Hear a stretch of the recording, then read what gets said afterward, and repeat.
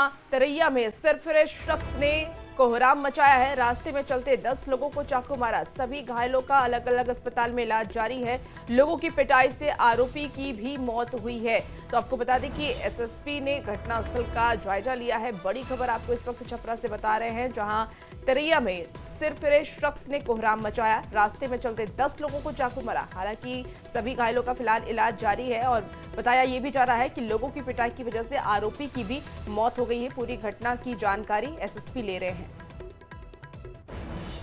15-20 आदमी के चाकू मार के गिरा देले बा के आदमी एगो का जाने कहां के हो इहो नहीं जानत कहां के हो सनकल बा कि का 15-20 आदमी के मार देले बा चाकू। एक गांव के? हां एक गांव के सब लोग रेफर बा। हां 4-5 आदमी छपरा चल गए, 4-5 आदमी जाबा। और छपरा से न्यूज 18 संवाददाता संतोष गुप्ता इस वक्त हमारे साथ सीधे फोन लाइन पर जुड़ गए हैं। संतोष, वैसे तो आरोपी की मौत हो गई है, लेकिन एसएसपी की तरफ से क्या जानकारी मिल पा रही है? क्यों उसने 10 लोगों को चाकू मारा? देखिए, क्यों मारा इसके कारणों का कोई खुलासा नहीं हो सका है, लेकिन ये बात सत्य है कि 10 लोगों को एक के बाद एक चाकू मारना उसने जब शुरू किया तो पूरे इलाके में कोहराम मच गया। तरैया से लेके मसरक तक के रास्ते में जो भी सामने आया उसे चाकू मारते चला गया। इस कारण से एक दहशत फैल गई थी इलाके में। हालांकि बाद में लोगों ने ग्रुप बनाकर इस युवक को पकड़ा, जिसकी बाइक को भी तोड़फोड़ कर दिया और उस युवक की भी पीट कर इतनी पिटाई की कि उसके इलाज के दौरान अस्पताल में मौत हो गई। तो कहीं ना कहीं ये पूरा मामला अजीबोगरीब है। लोग भी समझ नहीं पा रहे कि आखिर उस युवक की मंशा क्या थी। वो दहशत फैलाना चाहता था या फिर उसके पीछे कोई और कारण था। इन तमाम पहलुओं की एसएसपी ने भी जांच किए जाकर के वहाँ उस युवक की पहचान की कोशिश की जा रही है। अभी तक उसकी पहचान नहीं हो पाई थी। उसके बाइक के आधार पर उसकी पहचान की कोशिश की जा रही है। तमाम जो पहलू है उसकी जांच जरूर की जा रही है, लेकिन जिस तरह से इस घटना को अंजाम दिया गया है उसको लेकर के बड़ी घटना हो सकती थी। कई लोगों की मौत हो सकती थी। काफी धारदार चाकू था, वो लेकर के रोड पर घूमते रहा। लेकिन इस पूरे मामले में पुलिस पर भी मैं सवाल खड़ा करना चाहूंगा कि पुलिस की जो व्यवस्था है वो लगातार सड़क पर 112 की गाड़ियां भी है, तमाम तरह के व्यवस्थाएं की गई है कि बिहार में लोग सुरक्षित रह सके। लेकिन ये युवक इस तरह उत्पात मचाता रहा, पुलिस को सूचना तक नहीं मिली। बाद में लोगों ने ही अपने हाथ में कानून लिया और उस युवक को पीट पीट के मार डाला। तो ये कहीं ना कहीं पुलिस के ऊपर एक बड़ा सवाल है जिसका जवाब पुलिस को देना होगा। जी ठीक है संतोष, आप नजर बना के रखिए और अपडेट आपसे देंगे। बहुत शुक्रिया जानकारी के लिए। और पटना से बड़ी खबर, जहां रीतलाल यादव का साथी गिरफ्तार किया गया है। आरजेडी एमएलए का साथी गिरफ्तार हुआ है। बिजनेस पार्टनर सुनील की गिरफ्तारी हुई है। 50 लाख की रंगदारी मामले में एक्शन हुआ है। बिल्डर से रंगदारी की मांग की गई थी और इसी मामले में ये गिरफ्तारी हुई है। इसी मामले में जेल में रीतलाल यादव हैं। रूपसपुर के महाजन मेंशन से गिरफ्तारी की गई है, जहां 50 लाख की रंगदारी मांगी गई थी और इसी मामले में एक्शन लिया गया है। बिल्डर से 50 लाख रुपए मांगे गए थे और इसी मामले में रीतलाल भी जेल में बंद है और उनके साथी की गिरफ्तारी हुई है। चलिए, इसी बीच आपको आरा से बड़ी खबर बताएं, जहां डिज्नीलैंड मेले का झूला टूटा है। हादसे में एक बच्चे की मौत हो गई है। 3 लोग घायल हुए हैं। सदर अस्पताल में घायलों का इलाज चल रहा है। जगदीशपुर थाना इलाके की ये घटना बताई जा रही है। घटना की जांच में पुलिस जुटी हुई है। बताया ये जा रहा है कि झूले पर क्षमता से ज्यादा लोग सवार थे और रक्षाबंधन के मौके पर मेले में भारी भीड़ भी थी, जिस वजह से झूला टूट गया। झूला टूटने की वजह से एक बच्चे की मौत हो गई। 3 लोग घायल हैं। तीनों का अस्पताल में इलाज जारी। आपको आरा से ये बड़ी खबर बता रहे हैं, डिज्नीलैंड मेला में झूला टूटा।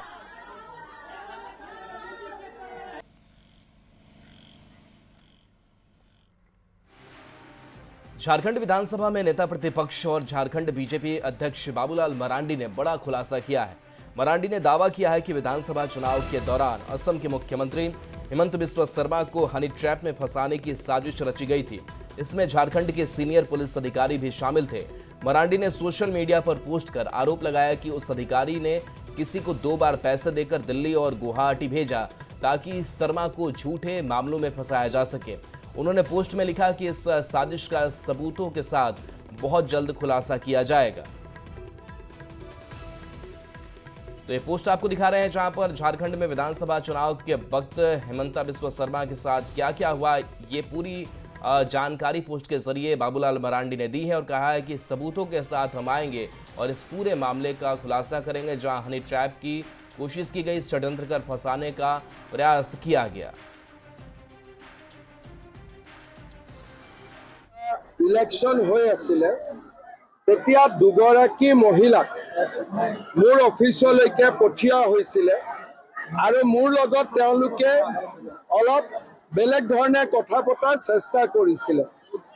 বাবুলাল মাৰাণ্ডী এটা টুইট কৰিছে যে মোক কৰবাত ফচাবৰ কাৰণে এটা ষড়যন্ত্ৰ কৰা হৈছিল বুলি। चलिए, पूरे मामले पर जेएमएम का ये कहना है कि अगर ऐसी कोई बात हुई है तो इसकी उच्च स्तरीय जांच होनी चाहिए, लेकिन इससे पहले हिमंता बिश्वा शर्मा को नैतिकता के आधार पर अपने पद से इस्तीफा दे देना चाहिए।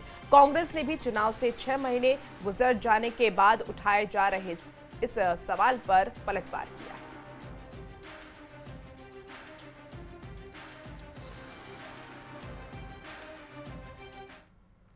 नहीं है कि एक सर्विंग चीफ मिनिस्टर कहे कि हम मेरे साथ हनी ट्रैप हुआ है, तो खुद को उनको लज्जा, शर्म, नैतिकता यदि कुछ भी बची है तो चीजें खुलासा होने के पूर्व ही उनको अपना पद त्याग करना चाहिए और समाज से माफी मांगनी चाहिए।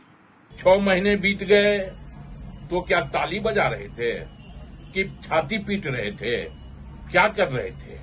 आज जब राहुल जी ने चुनाव आयोग पर प्रश्न खड़ा किया, चुनाव आयोग पर वार किया कि कैसे वोटों की चोरी करके भारतीय जनता पार्टी केंद्र की सत्ता में बैठी हुई है, तो तमाम भारतीय जनता पार्टी के लोग विचलित हो गए हैं।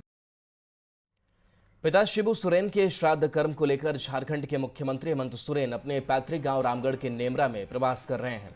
इस दौरान वे पुत्र धर्म के साथ साथ राजधर्म भी निभा रहे हैं। गांव के लोगों के साथ सीएम लगातार चर्चा में लगे हुए हैं, साथ ही खेती किसानी को भी पास से दिख रहे हैं। मुख्यमंत्री ने कहा कि गांव का विकास ही राज्य का विकास है, इसलिए हमारी सरकार किसानों के हित में हर संभव कदम उठा रही है। सीएम ने पंचकर्म की प्रक्रिया पूरी करने के साथ ही गांव में घूमकर खेती किसानी और हरियाली का जायजा लिया, किसानों से मिलकर उनकी समस्या जानी और बचपन से जुड़ी यादों को भी ताज़ा किया। उन्होंने संसाधनों का उपयोग कर खेती की बेहतरी से किसानों से आमदनी बढ़ाने की अपील की।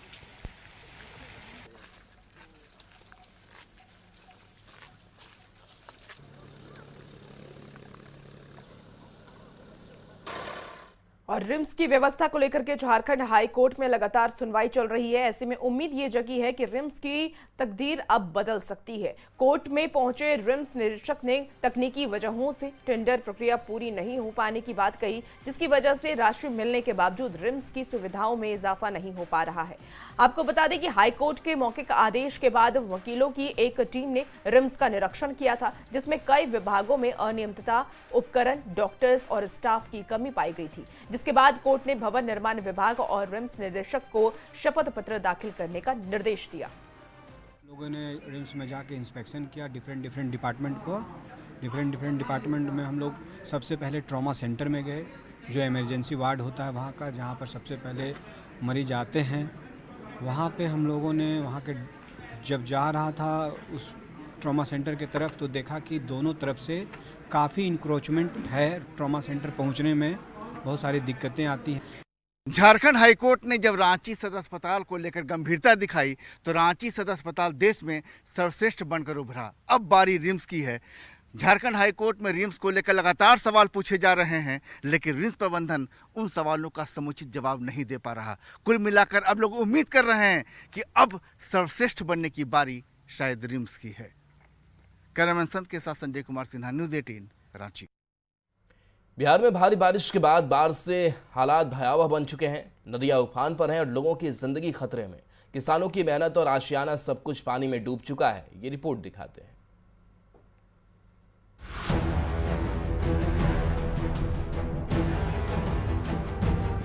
बिहार में लगातार बारिश के बाद नदियां उफान पर हैं। पटना में गंगा नदी उफान पर है। दीघा घाट सहित सभी जगहों पर खतरे के निशान से ऊपर गंगा बह रही है। मौसम विभाग ने बिहार के 25 जिलों में बारिश को लेकर अलर्ट भी जारी कर दिया है। और जो तस्वीरें हम आपको दिखा रहे हैं दीघा घाट की, यहाँ पे देखिए किस कदर गंगा का पानी बढ़ा है, जिसके कारण दियारा का पूरा इलाका जो है वो जलमग्न हो गया है। और तस्वीरें जरा देखिए कि नाव से किस कदर लोग जो हैं वो दूसरे किनारे पर घर से निकल करके बाहर आए हैं।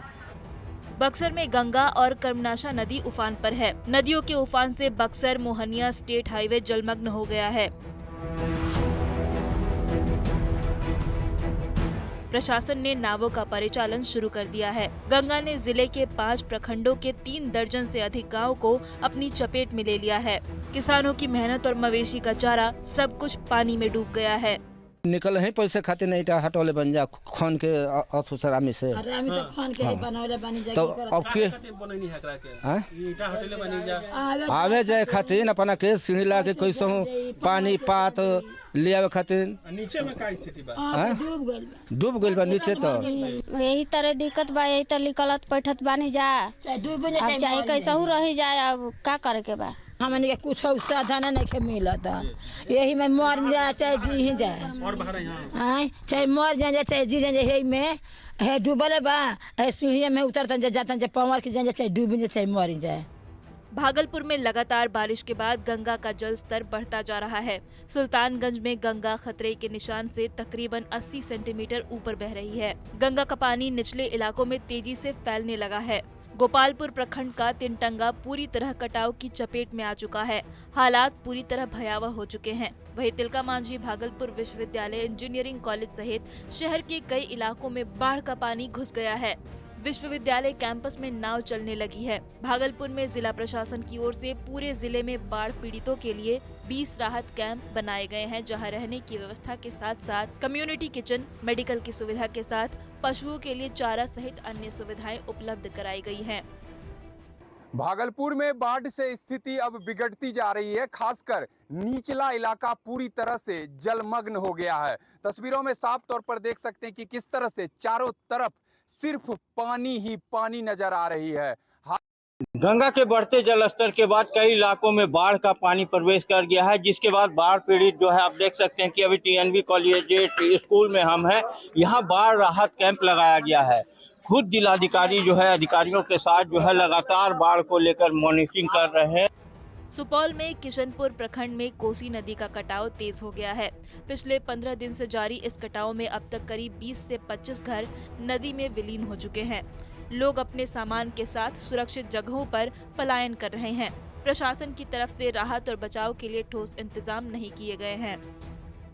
लखीसराय में भी बाढ़ ने तबाही मचा दी है। बढ़ैया प्रखंड का टाल और नगर परिषद के कई वार्ड जलमग्न हो गए हैं। लोगों ने अपना आशियाना छोड़कर दूसरे जगहों पर शरण ले ली है।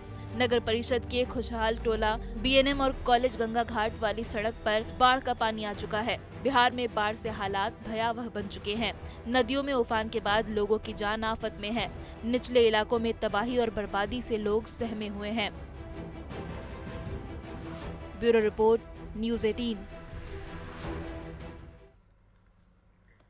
चलिए इसी बीच आपको मौसम का भी अपडेट दे देते हैं। तो बिहार में मानसून का असर दिख रहा है। 11 से 13 अगस्त के बीच भारी बारिश की संभावना मौसम विभाग की तरफ से जताई गई है। मौसम विज्ञान केंद्र का पूर्वानुमान जारी किया गया। कई स्थानों पर बारिश और ठनकों की संभावना है। बताया जा रहा है कि कई जगहों पर बारिश और ठनका की संभावना और अगले 48 घंटे में मौसम के अधिकतम और न्यूनतम तापमान में कोई बदलाव की संभावना नहीं है। बड़ी खबर आपको मौसम से जुड़ी हुई बता रहे हैं। मौसम विभाग की तरफ से अलर्ट जारी किया गया है। 11 से 13 अगस्त के बीच भारी बारिश का अलर्ट जारी किया गया है। इसके साथ ही ठनका गिरने का भी अलर्ट जारी किया गया। लोगों से सावधान रहने की अपील की गई है। मौसम विभाग ने ये पूर्वानुमान जताया है। आपको बता दें कि अगले 48 घंटे में मौसम के अधिकतम और न्यूनतम तापमान में कोई बदलाव की संभावना नहीं है। बेगूसराय में एक तरफ जहां लगातार गंगा रौद्र रूप में है, तो वहीं प्रशासन ने भी हर परिस्थिति से निपटने के लिए पूरी तैयारी कर रखी है। बेगूसराय के सांसद और केंद्रीय मंत्री गिरिराज सिंह, मटिहानी के विधायक राजकुमार सिंह, एमएलसी सर्वेश कुमार और डीएम तुषार सिंगला समेत आला अधिकारियों की एक टीम बेगूसराय के सबसे प्रभावित सामो थाना प्रखंड का दौरा करने के लिए निकली। सांसद गिरिराज सिंह ने दावा किया कि भले गंगा में बाढ़ के बाद थोड़ी परेशानी हुई है, लेकिन इससे निपटने के लिए प्रशासन पूरी तरह तैयार है। केंद्र से टीम भी आएगी जो प्रभावित क्षेत्र का जायजा लेगी। स्वाभाविक है, बेगूसराय गंगा, गंडक और बलान 3 नदियों से जुड़ा हुआ है। गंगा में 21 के बाद 25 को ये बाढ़ आया, तो डीएम बेगूसराय सिंगला जी और राजकुमार जी विधायक, सर्वेश जी एमएलसी और मैं ये गंगा के बीच में जो गांव है, खास करके साम्हो प्रखंड हमारा टापू के रूप में, तो हम लोग उम्मीद कर रहे थे कि गंगा की पानी घटेगी, लेकिन बढ़ रहा है। तो माल जाल के लिए चारा और कम्युनिटी किचन, ये दोनों, और आज एक बाढ़ की टीम भी आ रही है सर्वेक्षण करने।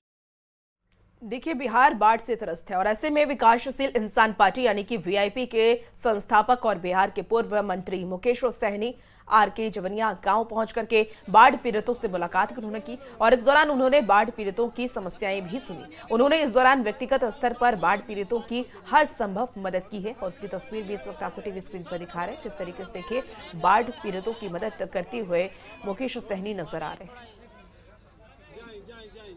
ये बात सही है और आपदा है और आपदा में हम देख रहे हैं कि किस तरीके से लोग परेशान हैं। सभी का आशियाना जो है उजड़ चुका है और ऐसे जगह पे हम लोग आप ही लोग के माध्यम से सब जानकारी मिला था। पार्टी के नेतागण तो डे 1 से लोग आना जाना कर ही रहे थे, लेकिन हमने भी समय निकाल कर यहाँ पे लोगों से मिलने के लिए आए हैं और जितना हो सकता पार्टी की तरफ से जो हम लोगों ने मदद वगैरह सब किया है और आगे भी मदद जो है हम करेंगे।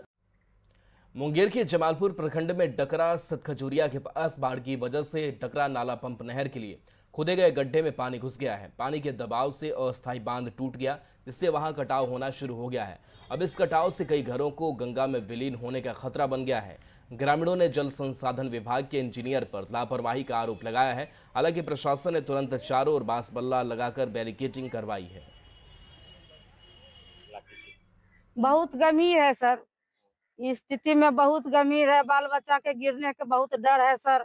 देख रहे हैं पूरा धसना गिर रहा है, घर रुकने का कोई व्यवस्था नहीं है सर। स्थिति सबको गंभीर है सर, घर गिर रहा है, हम लोग फंस रहे हैं। क्या होता है उधर हम लोग जानते हैं सर। रात भर जागल है, कोई खाना नहीं खाए हैं और क्या। घर कैसे गिरे हुए?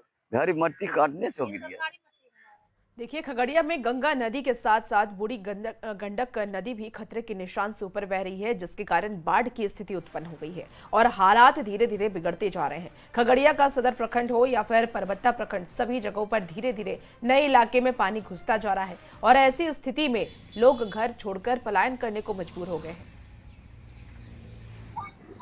खगड़िया में एक बार फिर बाढ़ ने दस्तक दी है। ऐसे में गंगा जो है वो खतरे के निशान से ऊपर बह रही है, जिसके कारण कई इलाके बाढ़ से प्रभावित हो गए हैं। ये आप देख सकते हैं, ये खगड़िया का रहीमपुर पंचायत है। यहाँ पे पूरा बाढ़ से प्रभावित हो गया है। लगभग 200 से अधिक घरों में पानी प्रवेश कर गया और ये जो आप देख रहे हैं ये रहीमपुर और NH31 को जोड़ने वाली मुख्य सड़क है। यहाँ पे सड़क पर पानी आ जाने के कारण जो है सो लोगों को आवागमन में काफी परेशानी हो रही है। जो लोग गांव में बसे हुए हैं उनके घरों में पानी आ गया है। ऐसे में वो लोग देख सकते हैं कि किस तरह से सुरक्षित स्थान पर निकल गए हैं। यहाँ पर जो कोई मवेशी लेकर के निकले हैं तो कोई पूरे परिवार के साथ साथ यहाँ से पलायन करने को मजबूर है। यहाँ पर कौन सा है? ननकू में टोला दियारा, पूरा बच्चा सब सही से परिवार लेके जा रहे हैं जी।